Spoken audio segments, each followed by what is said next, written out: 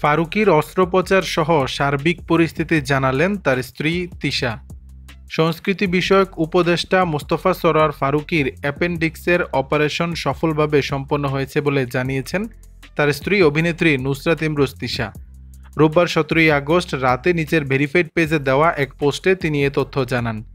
পোস্টে তিশা লিখেছেন, রোববার বিকেলে মেডিকেল বোর্ড মিটিংয়ের সিদ্ধান্ত অনুযায়ী মোস্তফা সরোয়ার ফারুকীর অ্যাপেন্ডিক্সের অপারেশন করা হয়েছে।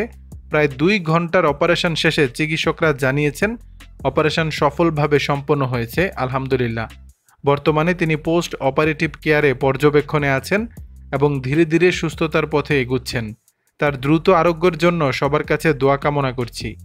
এর আগে শনিবার 16 আগস্ট কক্সবাজার সফরে গিয়ে অসুস্থ হয়ে পড়েন মোস্তফা সরোয়ার ফারুকী। পরে রাতে তাকে একটি হেলিকপ্টারে করে ঢাকায় নিয়ে আসা হয়।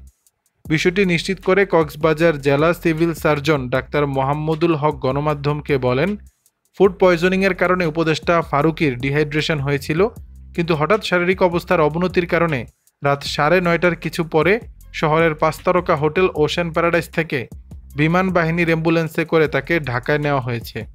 দর্শক, বিষয়টি নিয়ে আপনাদের মতামত জানাবেন নিচের কমেন্ট বক্সে।